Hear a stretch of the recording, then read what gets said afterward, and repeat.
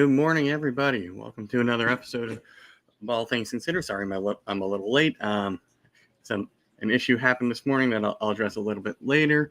But as usual, go support USARK. I am a bronze member. Boom. Okay, let's see who's here, because I'm actually starting to do this one live, so that is kind of cool. Smay, thanks for tuning in. Good morning, Ken. Stan, thanks for tuning in. All right, so this kind of stinks. So I woke up this morning, and as I was setting this up, before I was getting ready to hop in the shower, morning Pastel Pat.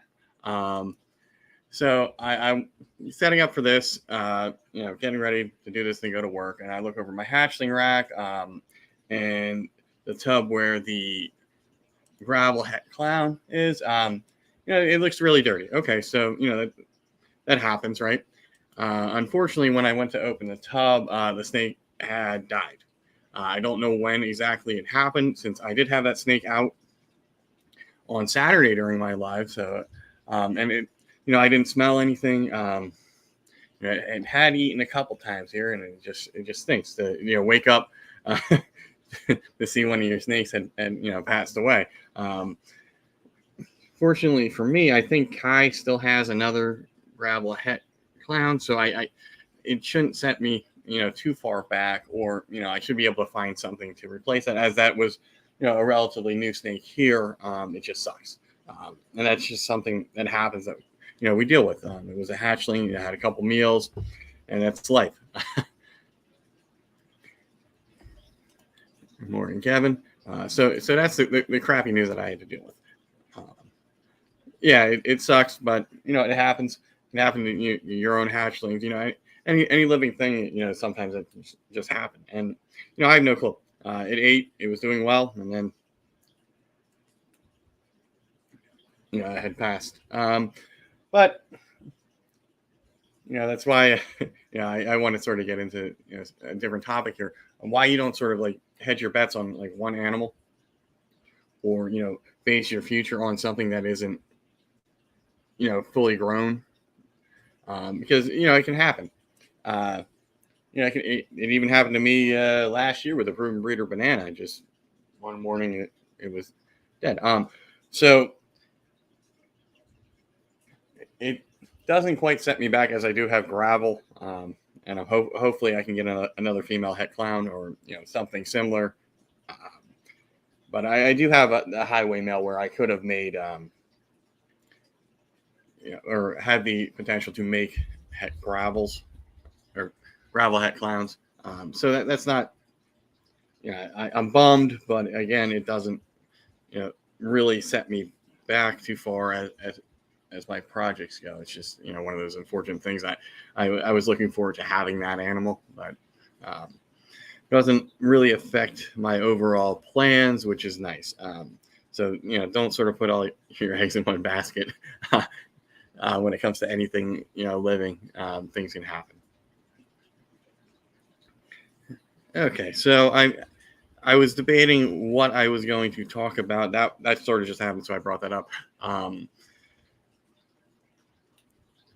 I wanted to do more on the social media stuff. I've been seeing a lot of, I'll touch on it briefly. I've seen a lot of stuff for Patreons, and that's all well and good. Just it seems like the people that have the best Patreons, or the ones that I would join if I were to join a Patreon again, aren't seemingly begging you to join. They may bring it up here and there on a live, but it's not like they're having countless posts about it, or their advertising and whatnot is done through word of mouth, through their members. I've been seeing a lot recently, almost begging to join a certain Patreon. Sorry, just got a message from Kai about that snake. Yeah, so it's like, that's going to turn me off to joining a Patreon. If you're constantly barraging me in my social media with, join my Patreon. It's the best deal ever when it may not be. Anyway, I don't want to go into too much detail on that and who that was. You may know if you've seen it pop up in your feed, but it gets old after a while.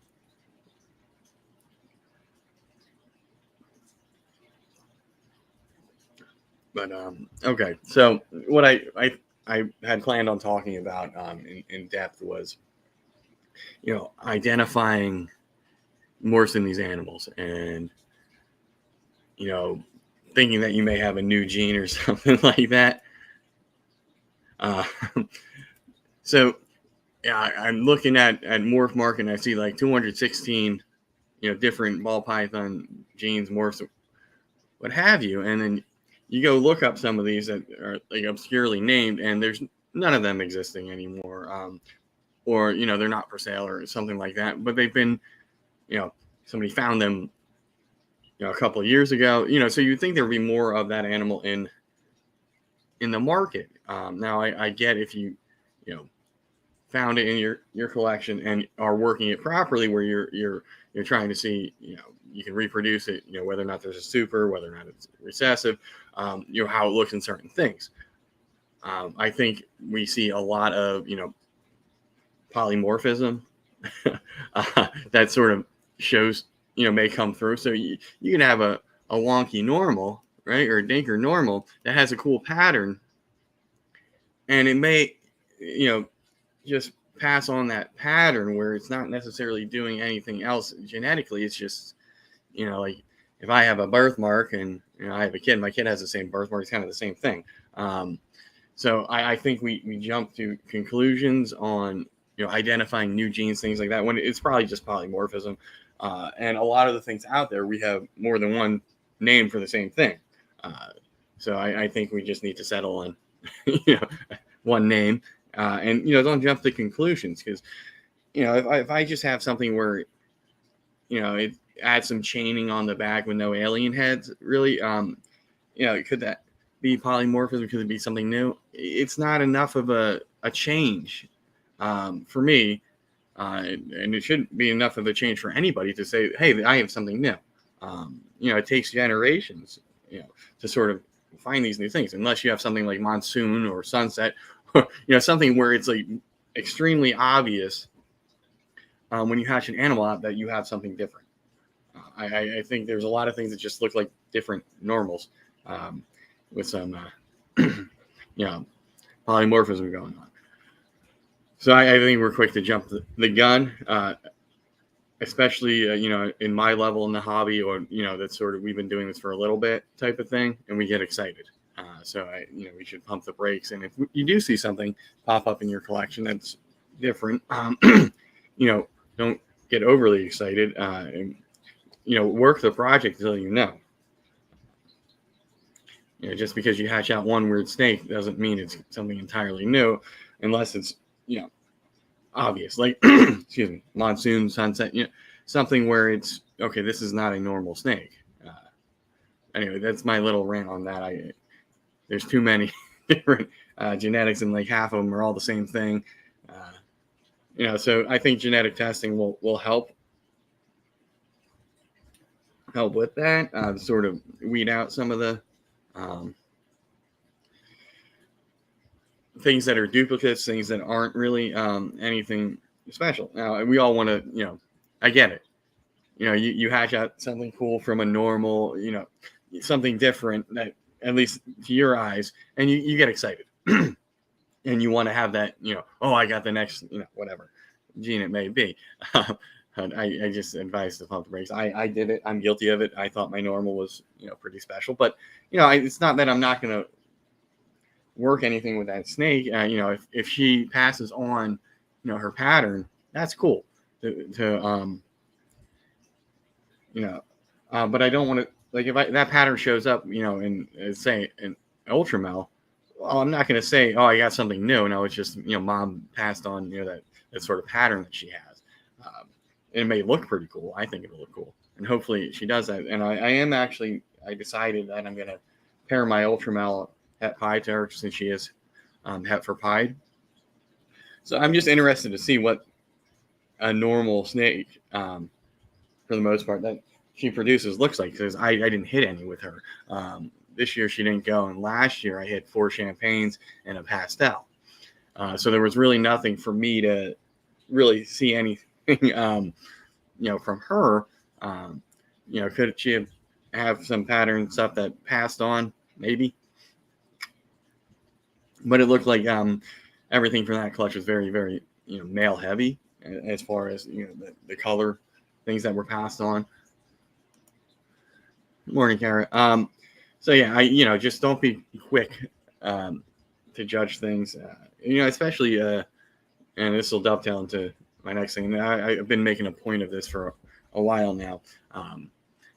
When you have a pairing and you know what's in that pairing, those are pretty much the only animals you can say came out of there. So I knew that last year, my normal obviously was a normal. Maybe het pied, possible het pied, did prove out. In the champagne pastel, all that was known was it was a champagne pastel possible het lavender albino. So that was 50%. So I knew that that's probably not even in the hatchlings. I didn't even bother to test them. So that's a freebie. But I've heard people looking at that champagne at pied saying, A, it's a visual pied, and B, there's something else in there. I don't know that. If something pops out from my normal or that champagne pastel that is not those three things, or if they pair and I do pop out a visual pied, then okay, well, maybe that one was a visual pied, but I think it had too much pattern for a champagne pied. People said maybe Mojave or something was in there.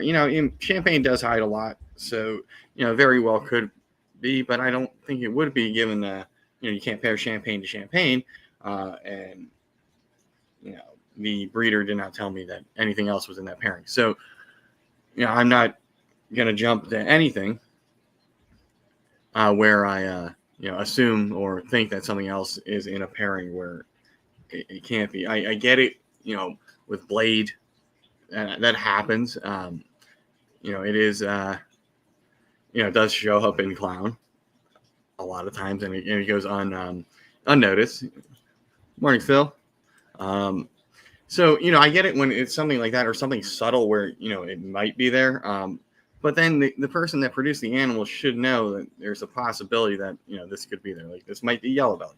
It might just be the pattern and everything sort of obscures you being able to positively identify everything in there. So if the breeder says, yeah, it's possible yellow belly, and you hatch out a yellow belly, well, you can say that that it's there. So I just think we jump the gun on saying things are there until that animal produces that gene, right? So nothing I have I'm going to definitively say is anything or is in there. It's going to be possible if it might be. And the breeder I got it from said that that animal, that gene could be in it. So my clown possible het hypo, there is a possibility that it could have blade, and that would have come through like 2 generations to be there. But that is a possibility. So we'll see what happens when he produces. If I do produce anything that's blade, well, obviously then it's there. I also have a spot nose leopard that has a really cool ringer on it. Now, leopard does sometimes carry, het pied, or carries pied with it. So I mean, maybe, but it could just be, is this something from the spot nose that's just throwing a ringer, because sometimes spider and spot nose complex stuff just does that. So I'm not really saying that is a possible het pied or is het pied, even though it if it had come from an animal that was a pied or a het pied, I would be pretty confident that it's probably going to prove out. And we'll see. And I'm actually hoping it doesn't prove out to be het pied or have any pied in it, because if I pair a say I put my visual ultra male het pied male to that leopard spot nose, and it does prove to be het for pied, and I hit a pied, it's going to take all that pattern and, get rid of it. So it could be a very powerful animal, but it's just going to be, a head. So I sort of don't want that to happen. So I'm trying to avoid pairing anything with pied to that animal. And unfortunately, some of my more powerful males do have, are het pied or possibly het pied. So, is that a risk I take for something that, I know is powerful and is just going to stay here and make other things? I don't know. I haven't figured that out. I may just go the clown route and just be safe, even though I don't want to make more Batman stuff since everybody's doing that.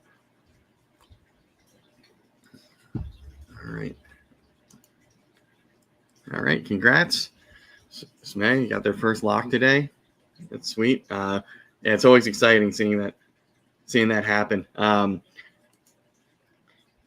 Yeah, I just like that first clutch that, once you're in that process and, it happens, it's just awesome.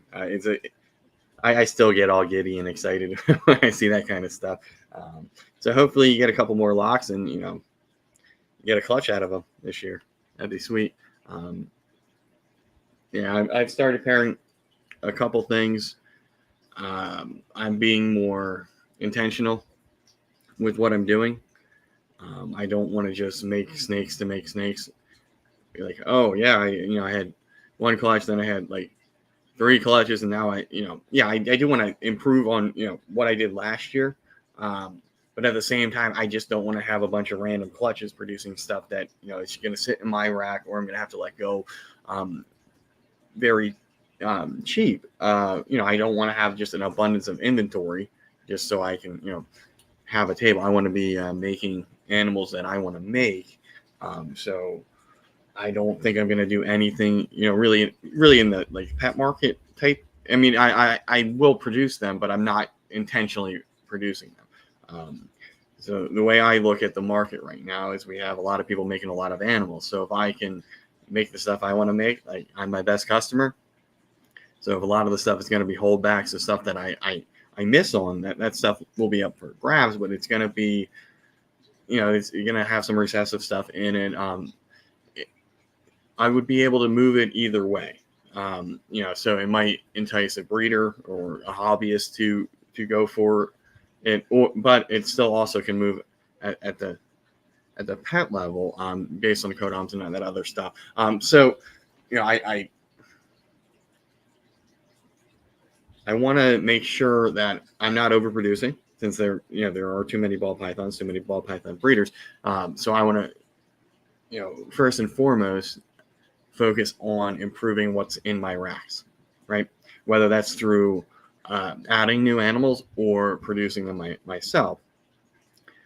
So that's really where I want to focus on. We have a lot of people that are getting in, just breeding like crazy. And now I think we're seeing the results of that, which is, it stinks that there's, too much inventory right now, a bad economy. And we're also seeing people getting out, people that have gotten in, whenever life happens, maybe, bills came due and this wasn't as productive as I thought it would be. And it happens, but I just want to, for me, and all this is my opinion. I'm by no means an expert, but I want to, keep what I do here rather small. And when I have stuff available, it's because I missed. It's, I don't want to be like the guy. Oh yeah, I got 20 clutches and everything's for sale, and I kept back one thing, and then I'm complaining a couple months down the road when I can't move anything. I don't want to do that. So if I'm breeding for myself, and the projects I'm interested in, then I really shouldn't have an issue. I won't have an issue. Because a lot of the things I'm going to be breeding for holdbacks and things like that. So if I miss, I miss. But I do think that there's just too many. And we have to be, at least on the level I'm at, and maybe above and just below, we have to be a little bit more intentional with what we're doing. Good morning, Holly. I got a couple more minutes left. I gotta go vote and then head to work. So I won't get into too much politics, but today is election day, so go vote, even though it's an election that is more local than anything, at least around here. But take part in the process. But yeah, I don't want to be like a Debbie Downer or anything like that when it comes to my opinion on this hobby breeding animals, things like that. Yes, local elections are the most important ones. But yeah, if you're playing with house money, right? So I've not overextended myself in any way, shape, or form with these animals. If I don't sell any, that's fine. If it takes me 2 years to sell an animal, that's fine. I'm able to feed and house these animals. So I have not, gone out, taken out of my retirement, maxed out credit cards, things like that, to in the hopes that I'm going to get a return on investment right away. So that's the way I look at it. So I have, a certain number of animals where I'm comfortable keeping and breeding and producing things like that. I also breed my own rats. So that's, it helps cut down on costs for feeding. But I see a lot of people it seems like they've gotten in over their head, right? The return on investment wasn't what they thought it would be, or, just a combination of stuff. So I want to avoid that. Even if I lose my job, my source of income, maybe I'll sell an animal or two, but it's not like I'm going to completely get out. I have the ability to take care of these animals, and I'm not really in it for the money. That is a nice secondary thing, right? If I can get this to pay for itself, that is great. I am fine with that because, I got a day job that, pays all the bills. So if this can just supplement it and be self-contained, that's great. But, I see a lot of people that have gotten in and, are already getting out. And for me, that's a little absurd. Now, if you had a life change, medical bills, lost a job, got a better job, had to move to somewhere where you can't have animals, I get that. But if you got in and nothing else changed aside from the fact that you can't sell these things and you gave up already, that's disappointing. It shows that some people got in it just for the money, and the money was good a couple of years ago. A lot of us also had some free government money, where we spent that and got in. I'm guilty of that too. I didn't need the stimulus, and I bought some animals in racking. But I try to keep everything where I can afford it, I can maintain it. And the second that I can't, I have an issue, right? So if my enclosures and all that stuff aren't clean, if I have animals just dying from malnutrition, things like that, that means I've gotten in way over my head, and it should never get to that point. I did have an animal pass, this morning, and that stinks. I still have no clue exactly what happened, other than it was a hatchling and only had a couple meals here, so I have to talk to Kai about that. See, maybe we can come to some conclusion about what actually happened. But yeah, that stinks. I didn't start off the day on a bad note, and I didn't really want to go on too much of a rant here. But yeah, I'm in a position for me, at least now, where I can weather the storm with the economy, with the market, things like that. And I think you should, in my opinion, would be that I think that you all should be able to do the same. Don't take in too many animals. Don't take on too much. Excuse me. Because certain things can become expensive. And at the end of the day, this is all about the animals, not about the money, and not about your ego or anything like that.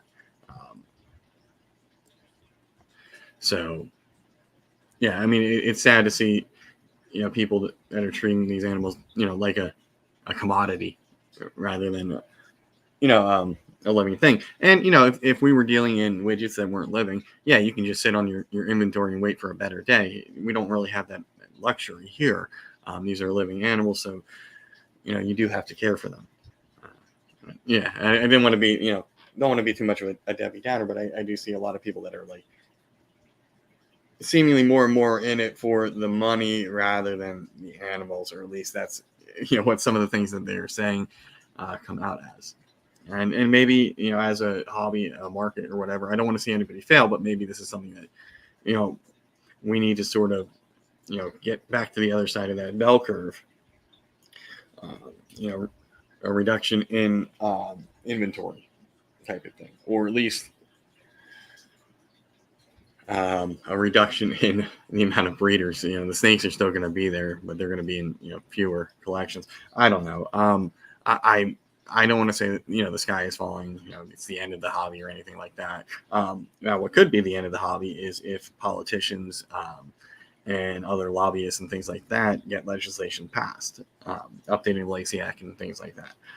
So that is why it is important to vote and keep your local legislators informed about reptiles. And I will end on this because it was in the news recently. It involves my home state of Pennsylvania.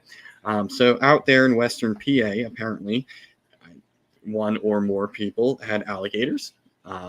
And they found quite a few in the Kiski River. Now, alligators are legal to own and sell in Pennsylvania, but they can't really thrive here through the winter or anything like that, right? But it's still irresponsible and dangerous to release these things. So now we have a bill that's introduced in our legislature making it a misdemeanor to release an animal. Now, I am fine with that. I haven't really read the language. It did pop up on USARK. And if that's it, we get punished for being irresponsible. I'm fine with that. I don't have an issue with that law. It's reasonable. I also probably wouldn't have an issue if they banned the sale of alligators, large crocodilians. But I like caimans, and I think they are manageable for the right people. I've had one in the past. My buddy's had one. So, I don't want to see this go too far, but it's just, these little steps that, now they passed this one, which is reasonable.